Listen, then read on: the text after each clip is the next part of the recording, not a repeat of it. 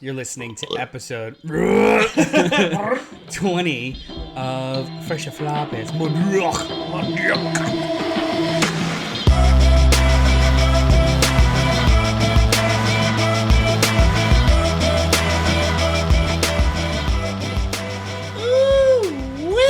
What's up to all our sidekicks and henchfolk out there in the Geek Nation? You're currently tuning in to Fresh Floppies, the show where we will talk about the comic books that are coming out today, New Comic Wednesday, but we're not going to spoil them so that you can listen to this on the way to the show and perhaps be a little bit more informed on your purchases.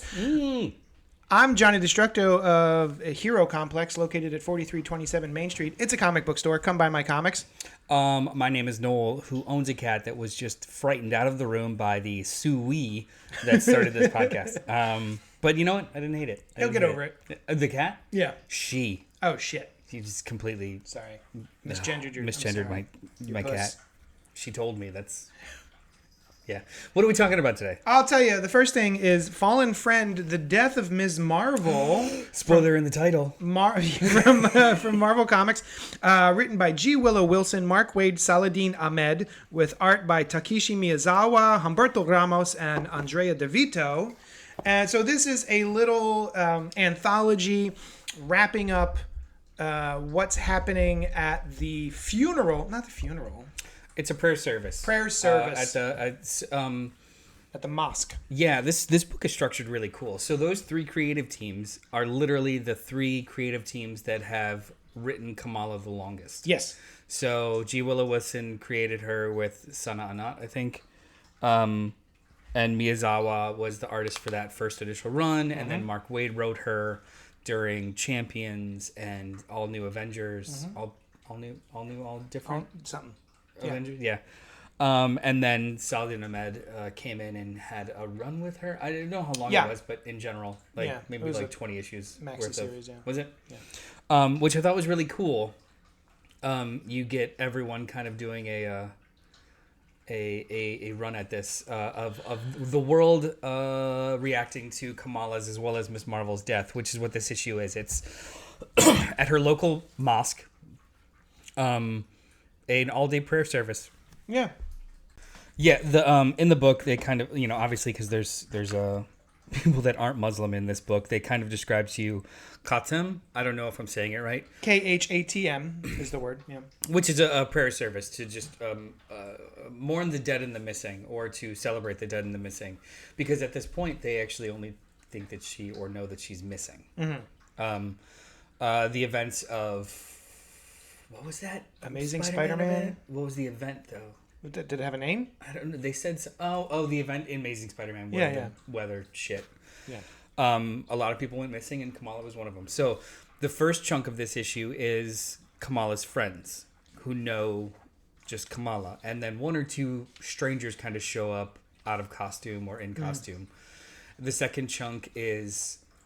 they hold another service for those who are just mourning Miss Marvel, because it was known that Miss Marvel herself was Muslim. So everyone's like in costume. They do this really cool thing where it's both. Like they show both the uniformed funeral and the friend funeral, and then they juxtapose them against each other with some overlap, which I thought was really, really nice and really effective for me. There's 2 or 3 times in this book that look, it's comics. I know that she is going to be back eventually. Yeah. But there was a couple of like lumped throat moments in here. Like, I miss Kamala too. Yeah. And I know that she's going to be... She's fantastic. Yeah, I love that character. And I was sad to see them do this to her. I know that they're doing it for a reason.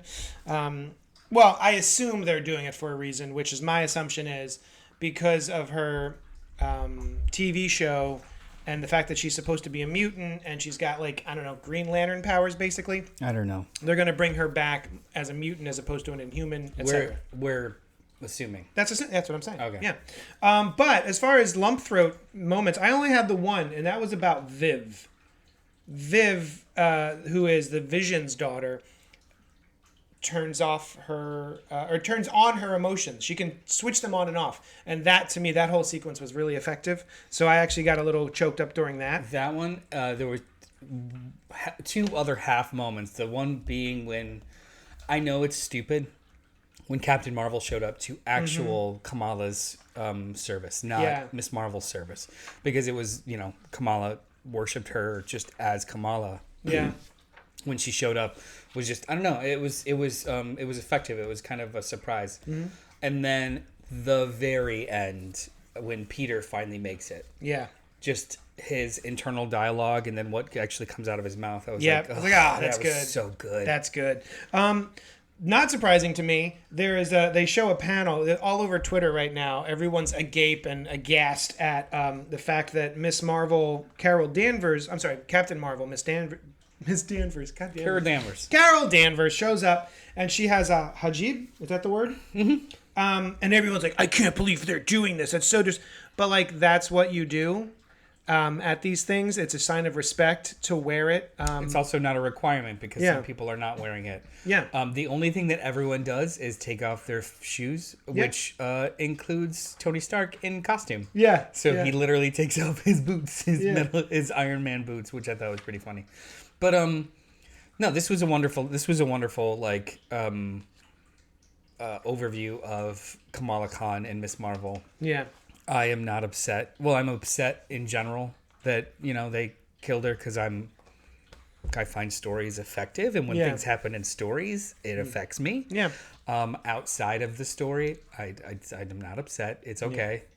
Characters live on forever. It's totally fine. Yeah, she'll be back. And it's not even that she'll be back. It's just they're not burning the old ones and everything is going to be okay. Yeah. And she's got a movie coming out and everything's cool. Just... As far as that goes, I don't give a shit. This issue, though, very strong. I really, really liked it. I liked the story which she was taken off the board, and I like the follow through. This is cool. I'm down with this. Yeah, I don't agree with what they did, but I enjoyed this issue. This was a well-crafted issue. Agree with what they did? Yeah, the fact that she was barely in the Spider-Man book, and then they killed her off in someone else's book. And it just seemed a little kind of dismissive to the character who did, she doesn't have an ongoing title. They put her in like 3 scenes in 25 issues of Amazing Spider-Man. And then we're like, nope, she's dead. So that didn't sit well with me. To me, that's exactly what comics does though. Like side character that's not really being played with right now gets leveraged and used over here in order to create another moment to relaunch something else. Like it didn't bother me. Okay. Yeah. Yep. Speaking of Spider-Man, Amazing Spider-Man number 29 came out this week. Legacy numbering 923 by Zeb Wells and Ed McGuinness, Mark Farmer, and Marcio Menez. I had such a delightful time reading this issue. The interactions between Doc Ock and Norman Osborn, I laughed out loud a couple of times. The art is fantastic. I love the way Ed McGuinness draws these characters. I like what he's doing with Doc Ock's goggles and how they're expressive, kind of like Peter. Spider-Man's are expressive sometimes. I like when they do stuff like that. And it's a return of the second most hated Spider-Man character of the year, which I'm very excited about. Don't say who it is. Yeah, okay. So I was delighted to see that character pop up. How do you feel about Octoids now? Are you still upset with them? I'm not. I've never been upset with them. I just think they're a little strange. You literally were calling me in the middle of the night, screaming and crying, super upset about Octoids. On the toilet, just screaming at you about Octoids. But this was a blast. I love this. So you text me saying you would love this book and we should talk about it, and I was like, yeah, I read it, and I refused to tell you what my opinion of this book was. Okay. Because in real time, I wanted to tell you. Okay. This is my favorite book. Period. That's awesome. This is literally like this so is good. Like honestly, I was thinking, like, I was in the shower thinking about it, like, have I had this much fun in the last 20 years with a Spider-Man That's run? Fantastic. Maybe superior, but that was almost like a mischievous, giddy enjoy, not necessarily like I'm enjoying Peter Parker. Yeah. This is... Ed McGuinness is fucking wrecking this book. It's so good. Yeah. I don't remember him being this fun. Like, it's usually like big beefy muscle men with like tiny waists, but there's so much expression. There's so much like really great timing. Yeah. Like the comedic timing in this book is awesome. And I just, if somebody told me like, like an artist that could capture this kind of like funny interplay, I would not think McGinnis. No, ever. no. Yeah, like it wouldn't be that. Tell me an artist. Who do you want to see Superman punch Bizarro? Like, Ed McGuinness. Sure. Not, Yeah. Who do you want to see? Nearly 10-page piece, 10-page scene of Otto yelling at Norman. I'm like, I wouldn't think this is. I love everything about this. I love the way he love draws everything this character that shall not be named. Yeah, It's so good. Yeah, this is the longest I've stuck with a Spider-Man run in real time. And that's not true. Ultimate Spider-Man. Oh, well, of course. But besides that, That's like, its own thing. I'm having so much fucking fun with this book. I love it. I absolutely love it. And then the reveal at the end, I'm like, yeah, dude, just put it in my veins. Yeah. I'm loving the shit out of this book. I think it's very unfairly maligned, and I actually feel bad for anybody that's not enjoying this. Yeah, it's so fun. And I honestly don't understand all the hate other than, I mean, I understand the Miss Marvel stuff, but like the MJ stuff, there's people out there who just have never gotten over One More Day and Brand New Day and the fact that they like dissolved the marriage, and they just, ever since, it's been a hate train for Spider-Man because they just want MJ back. But man, I'm so glad to hear that. That's great. I'm so happy with this book. It's not even funny. It tickles me. It is funny. That's why I'm so happy with it. Now, before we move away from Marvel, I took the time to read probably the thickest book this week, which is Moon Knight number 25, officially titled Enormous 25th Issue Moon Knight 25, written by Jed McKay with art by a whole team of people, actually. I haven't read a single issue of this run of Moon Knight. Have you? I read the first 6 issues. Oh, okay. So I have like the primer, gist. Yeah. the start of it. There's also a backup in here by Doug Monk and someone else. Doug Monkey? Nice. If only I had set up tabs. Oh my God, forget it. It's Capuccio and Vitti, who are the regular artists on this book. So I only read the first 5 or 6 issues. I think that first trade, and I really like Jed McKay. I really like Moon Knight for the most part. I don't have a love for the character, but I've read some really fun runs of the character. So it's just, it's one of those things, you kind of follow it over just to see what the creative team is doing. This book, this issue, which is the size of a trade paperback, is up only. It's 95% all new material. It's only one backup. I was expecting it to be like, 45 reprints and only 20 pages of new story. No, it's like 60, 70 pages of new story. And it's pretty wonderful. Like the Jed McKay has kind of set it up to where you've got there you go. There's the credits. Who are the artists? Oh, Doug Mensch or Monch is the writer. That's the Bill Sienkiewicz is the artist of the thing. That's the back, but the current. It's Alessandro Cappuccino and Alessandro Vitti. Yeah, you had said Doug Monkey was in this, and I got excited, but Doug Monkey's not. in this. Oh no, Monk. I say Monk. Doug Monk. Oh, no. I see. My bad. Let me ask you this: this is a enormous 25th issue. Is this a jumping on point or a end of a story? Yes and no. So what I was about to say, like, it's structured as a current day and a flashback. Flashback from when he was just a mercenary and his team. I don't know how they're connected yet, but I'm assuming they will be. But you're seeing a mission here, and then you're seeing him kind of run through a gauntlet as Moon Knight in current day against some villain I've never heard of. I've never read Moon Knight, so Moon Knight apparently has like a whole rogues gallery of people I've never fucking heard of, right? And that he's literally going through all of them, and you're introduced to all of them as you go in real time. That's good.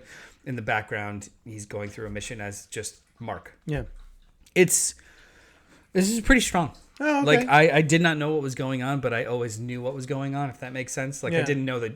When they would drop a name, I'm like, I don't know what the fuck that is. Yeah. However, I was able to follow everything more than fine, and it was pretty good. Is this a jumping on issue? If you're curious. If you're curious about Moon Knight, and specifically this run of Moon Knight, because apparently this is like the beginning of the end. Oh. Yeah, I think Jed McKay's leaving sometime in the 30s. Maybe like one more arc. But, yeah, it was solid. Okay. It's a good anniversary issue. I don't, like, I'm glad it wasn't all backups and reprints. It just was a I hate strong... when they do that. issue. The art was pretty solid. I liked the past story a little better. I think that was the one by Vitti, who's got a lot of travel foreman going on in his stuff. Gotcha. But yeah, this was strong. If anybody's interested, it's a solid jumping off point. Fresh enough. If you've got a light week, fresh enough. Speaking of light weeks, if you have a light week, there also what came out issue number 1 from IDW and Dark Horse Comics. It is a crossover event of the decade: Teenage Mutant Ninja Turtles and Stranger Things, which I couldn't believe they were doing until I opened it up and I went, oh, this makes sense. So New York City, 1985 is when it takes place, obviously, because that's when Stranger Things takes place. Which is about the time that the Teenage Mutant Ninja Turtles were introduced in real time. I forget what exact year they surfaced as a comic book, what their first issue came out, what year that was, but this is 1985. And so all the turtles are drawn like Eastman and Laird presented them in the original black and white miniseries, where they all had red bandanas, as opposed to in the cartoon when they had like multicolored bandanas so you know which one was which. This was like, no, we all have red bandanas, and the only way you're going to tell us apart is if someone says our name out loud, or if you see one of our weapons. Like, oh, I've got swords on my back, I must be Leonardo. So the kids they've left Hawkins, and they are going to New York for a class trip, and this was actually pretty fun. Was this like 84, by the way? I'm looking it up. Thank you. May 1984. You were so close. Yeah. So this is the year into their ninja-ing in New York City. And the first thing they go up against is, if you know, what's his name? Baxter Stockman. Baxter. I always think Brent. Baxter Stockman. Chad Stockman. He has Mousers that used to be in the Teenage Mutant Ninja Turtles comics and cartoons and everything. Except now he is morphing them with the Demo Dogs. So now they're Demo Dog Mousers, part robot, part demo. Wait, the Demo Dog. So I'm gonna call them Demo Mousers. Well, that's what they call them in the book. Oh, okay, because the demo is just the main monster, and then the dog is the size. It's the genus and the species of the fake name of the fake things that we're talking about. What's the kid with the name? The kid with the hat. What's the kid with the name? The kid with the Dustin. Hat. Dustin. Yeah, Dustin's the one who like calls them Demo Mousers, and someone goes, "Not your best." So this is actually pretty cute. I like the art. Who is this? This is Pharaoh Pay. Oh, I didn't say any of this. Yeah, Cameron Chittick. Art by Pharaoh Pay, P-E. Colors by Sophie Dodgson, and letters by Russ Wooten. Yeah, it's give that a flip. So anytime that these kind of like weird IP books show up, I don't expect it to be like, it's gonna sound terrible, I don't expect it to be top talent. Oh, of course not. Because you're selling the name. Yeah. But I dig the art. Actually, yeah, it's not bad. I dig the coloring too. It does feel like of a time. And yeah, they do a really good job of drawing the turtles in the way that Eastman and Laird presented them originally. I guess Laird must have been the artist, Eastman the writer. Maybe they were co-writers. I forget how they divvied up their team. But so what would you call this? Fresh enough. I think if you like Stranger Things and you like Teenage Mutant Ninja Turtles, this is a really cute little crossover. The first issue of a crossover. I was gonna say, like, the back of this is a 3 or 4 page preview of the next book we're gonna talk about. The Hunger and the Dusk by G. Willow Wilson and art by Chris Wildgoose. G. Willow Wilson, who astute listeners may remember we mentioned earlier because she co-created Ms. Marvel. Just 12, 13 minutes ago. Yeah. So this is her new book with Chris Wildgoose. So why did I give this book a shot? Was it the cover? No. Well, nice it's cover. the Cliff Chang cover. Yeah. Which is not the official cover. It's like the cover B. Yeah. Whatever. Anyway. G. Willow Wilson, usually always very solid. So I was like, I'll give it a shot. But then I saw Chris Wildgoose, who is the artist for one of my favorite miniseries from the last couple of years, Alienated. Oh, this is him. Yeah. So I was like, oh shit, great. Let's go. So this is very interesting fantasy story. Oh, definitely. So you've got orcs and humans. Orcs live in the north, humans live in the south as like farmers and soldiers. Orcs are starting to migrate south to take more land because the lands are dying. But then something happens to which even scares the orcs, and they have to kind of create this alliance. Humans and orcs fighting off against something much worse. So you've got like the classic frenemies kind of thing going, and can we trust each other to take off this evil because both of us will die, blah, blah, blah. It's very strong. The first chunk of this book is a lot of like table setting. So unless you're a big fan of fantasy, it might be a little like I'm learning new names and new and new species and new things. So it's a touch of a slog, but as soon as it kicks in after like the opening, it's dope. Nice. This is very fun. I really, really like the characters. You've got a main kind of hero battle boy, and then like a orc healer who's a female, and this maybe some sparks might fly. We'll see. But no, this is really strong. I like this a lot. The art is awesome. Yeah, the art's real nice. Super awesome. And yeah, it's just a really strong book. If at all interested in fantasy and just like really, really tight storytelling, Hunger in the Dusk, #1. It comes out this week. It's very good. I'm not a big fantasy guy, but every so often I'll get pulled into something that's like, really good, like Rat Queens.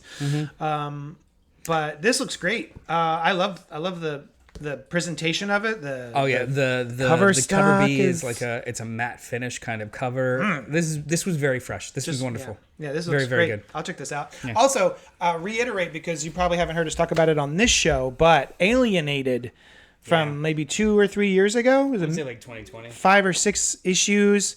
Super strong. Highly, highly, highly recommend Alienated. It's a nice little trade paperback, in and out, but very, very Studios. good. Yeah.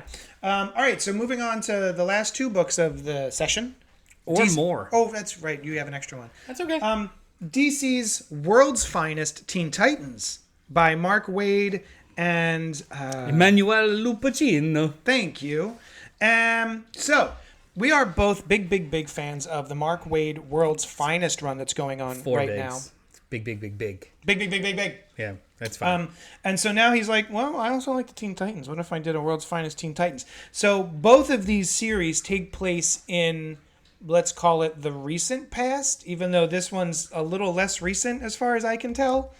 Feels like the Batman Superman stuff is a little bit closer to our timeline than maybe this Teen Titans. On a sliding scale of time passage in comic books, by months.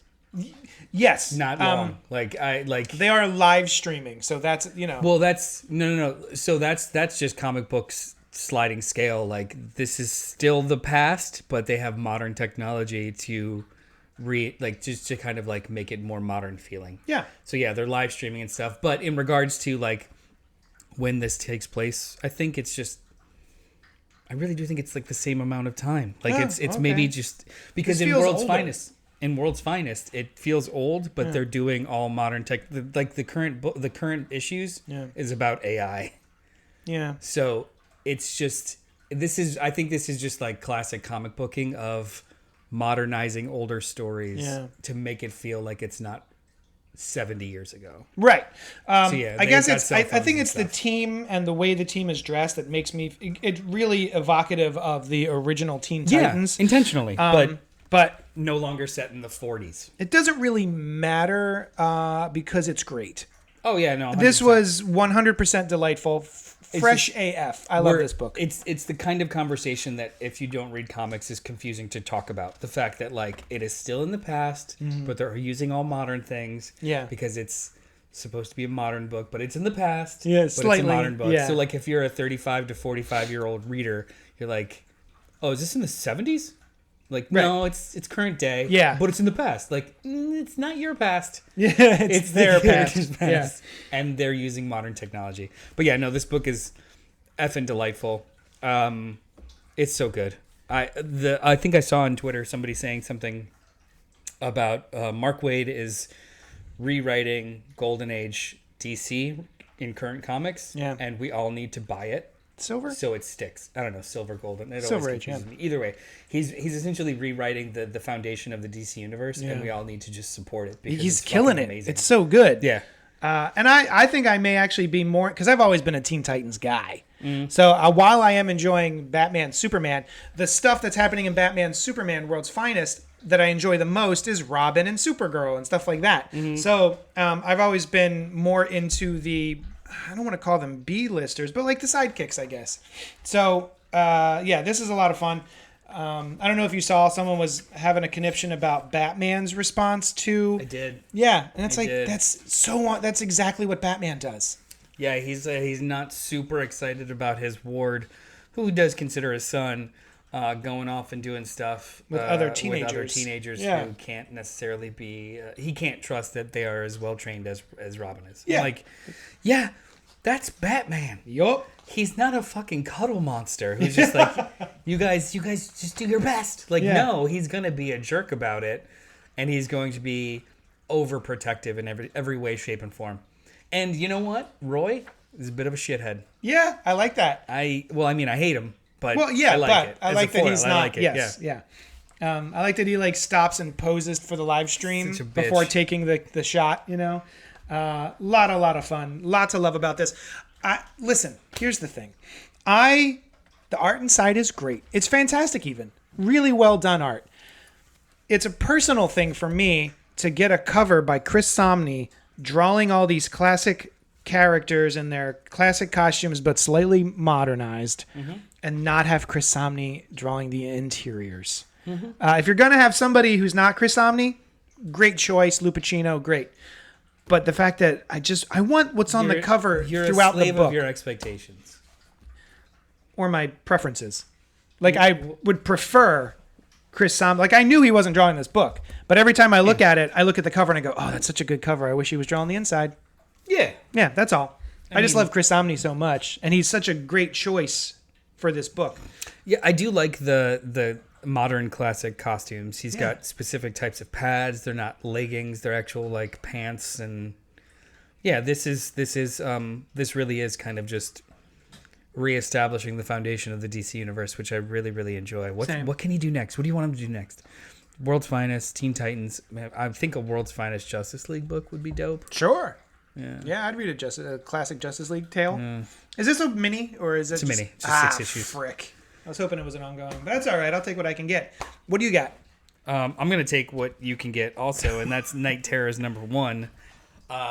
Those of you that may remember a week ago, we talked extensively about Dawn of DC's new event, Night Terrors. Yeah. The reason why we talked about a DC book this week that's not Night Terrors related is because it takes place in the past. It's Teen Titans. This has taken over the whole line. This is the first official issue, even though it's actually the second issue. What was the last one called? Night Terrors. First Blood. First Blood #1, which was actually Night Terrors #0. Sure. So if for the listeners and the readers out there, if you want to start this event, you want to start with Night Terrors First Blood, and then do Night Terrors #1. Although I'd say you could probably just jump in with Night Terrors #1. Probably. Yeah. What'd you think? Oh, well, I mean, this is better than 0. First Blood, 1, whatever. I like the art 10 times. Well, who's the team? It's actually a couple of artists. So Joshua Williamson, Giuseppe Camuncoli, and Casper Wingard. Yeah. Yeah. There are 2 different pieces to this book. Kind of like an internal and an external part, because your main character is Deadman. The internal part looks like it's Casper Wingard, and the kind of happening in real time is the Giuseppe Camuncoli. And I liked it a lot. I thought it was 10 times stronger than the Howard Porter stuff that I just did not jive with at all. Art aside, strong issue. Yeah. Yeah, it's Deadman trying to using Batman's body because he's the only one that's still awake. You've got this bad guy called Insomnia who made the world go to sleep, and he's rifling through everyone's nightmares in order to find the Nightmare Stone, which Dr. Destiny has hidden in a hero's nightmare. Yeah. Or villain. It's going to be a hero. Well, he says hero. I think he says hero. It doesn't matter. He's going through like Jokers and Poison Ivies and trying to find it. So yeah. I mean, that could be just like a. Does he say one of yous? I don't know. That's that makes me think of like any time that there's one of these line wide events where it's just like, King in Black, fucking Thunderbolts. Right. Like, oh, what do the Thunderbolts have to do with it? Nothing. Yeah. They just also had a book at the same time, and the sky was dark. So like there being a Joker book makes me think like, oh, there's just a Joker book also. But I think he literally does say in one of you heroes or something like that. Because I know I had read that it was either a hero or a villain. Maybe he just means one of you costumes. I don't know. Yeah, but anyway, this was very solid actually. I was surprised, and the origin of the character, I was like, he proclaims one thing, and then we find out not quite that. Which I liked. I liked that a lot. I was like, oh, okay. It's almost immediately, because that could have been a reveal for later in the series of like, aha, here's your actual thing. And they're like, no, he's just full of shit. This is a 2 issues in, or 1 issue in. It seems as though it's going at a very fast pace, which it's only 4 issues. Is it? Oh, thank God. And it's every 2 weeks. Wonderful. So this will kind of fly by. Great. It's only 2 months. This smells like every time the DC has done an event this quick, it's always to like bridge a gap in their publishing. Yeah. Convergence, Future State, the kind of thing where it's like all the books are going to be like this. It's really because like we're moving across country or we have to redo something else. So it's very weird that they've stopped the entire line to do this event and there's no like problem, I guess. I don't know. Yeah. But yeah, it's going by really fast, which is fine. I liked the reveal at the end here too. So yeah. Yeah, good. I would say it's fairly fresh. Yeah, I think it's fresh enough. I did love the end. Yeah. Oh, that got me excited. I forgot about that. There's a lot of good stuff in here to like. I think I'm still sour that it's just taking over all books. Yeah, I don't like that. Don't do it. Yeah, it's just give us the miniseries. You don't have to do Joker and Batman and Poison Ivy. Speaking of, there's Shazam. There's one that I did read this week because I normally pulled Shazam because it's Night Terror's Shazam #1. It's just about Mary Marvel. Mary Marvel falling asleep, and one of her nightmares is a dark. What's his name? Not Black Adam. It's Billy, but as Black Adam. It's a dark Billy. Oh, interesting. Because in the current book, Billy has been kind of being taken over by this like bad feelings. Yeah. And, it's still a mystery as to why he like lashes out. So it's Dark Billy. The art is fine. It's written by Mark Waid with art by Cruz. You've got the book in your hand, yes, so it is Roger Cruz. Roger Cruz. Art's fine. It's really hard coming off of Dan Mora. Yeah. So, I'm sorry. Like Michelangelo could be drawing this book, and it's like, it's fine. It's not Dan Mora. Yeah. But this was genuinely a little unsettling. Oh. Yeah, there's a lot of like effed up stuff that happens here, and it's got a very specific. So like the other Night Terrors book that we read last week, they attempt to capture kind of like nightmare logic where you're here, but then all of a sudden it's a different room and you're over here. Yeah, this one really does. Oh, where it's like she's in the living room and her parents are having dinner, but then without really mentioning it, they're actually eating like weird bugs and snakes. Yeah. Like there's all kinds of cool little like asides and creepy logic, and then like some really gross murder happens. Like this was a genuinely unsettling book, and I kind of liked it. That's awesome. Yeah, it reminds me of Ravager. Did you read Ravager from last week? No, I never get a chance to. Yeah, that was the breakout one for me, just because it seems like something important might happen. Mark Waid, love it. Yeah. So I'm I'm pulling this book, so I'm gonna finish the second one. But yeah, we're in a wait-a-sance. This was Mark Wait-a-sance for sure. We never left a Wait-a-sance. He disappeared for a little while. To do Irredeemable, which was great. I don't like the art in it. I didn't get pulled in. It's fine. That's all right. Anything else? Or are we done? We could be done. Anything you're interested in this week? Yeah, I got the Superior Spider-Man Omnibus. I mean, that's not a current issue. By Dan Slott. So I'm very excited about that. I'm also still in the middle of the Secret Invasion Omnibus, which is very good. So what else is coming out this week? I don't know. You're breaking all kinds of rules. I am. I'm a real piece of shit. Oh, Sirens of the City. What's that? Sirens of the City is a new Boom Studios comic by Joanne Starrer and Kerry Randolph, who was drawing, I believe he was doing Excellence. The art is awesome. Well, Kerry Randolph. He's awesome. Well, I mean, even just the coloring. Yep, it's all black and white except for like little bits of purple and red and blue. Like it's that's very cool. Yeah, I have no idea what it's about, but the cover grabbed me, and I like Randolph, so I'm going to give that a shot.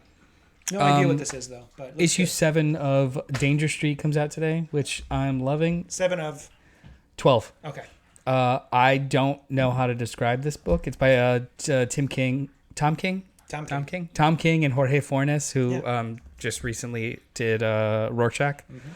And much like that book, I have no idea how to describe it to other people, and it's very it's very intricate, but I know exactly what's going on, and I'm really enjoying it. Oh, great! Yeah, it's very weird. I'm going to go back to it. I read the first issue, and I'll definitely go back. And it's coming out. It's coming out like clockwork. So nice. I'm in. Great. All right. Email us at cultpopgo@gmail.com with any questions or anything you want us to talk about. And join us tonight, every Wednesday night at 8 o'clock on YouTube. We live stream the Cult Pop podcast. Tonight we're going to be talking about... we're going to have an animation show. We're going to be talking about the recent Netflix film, Nimona, adapted by Andy Stevenson's very celebrated graphic novel. And... the first 2 episodes of My Adventures with Superman. That's right. Yeah. Are we going to talk about the... I didn't watch it. Me neither. All right, great. Yeah. So those 2 things. That's all we need. All right, thanks so much, and we will talk at you later. Do, do, do, do, do, do.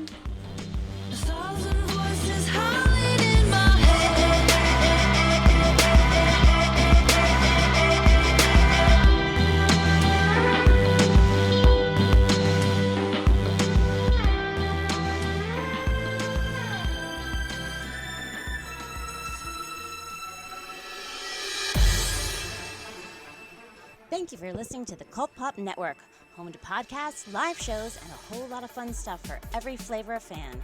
Follow us wherever you find your favorite podcasts, and be sure to join us live every Wednesday night at youtube.com/cultpopgo at 8 p.m. Eastern.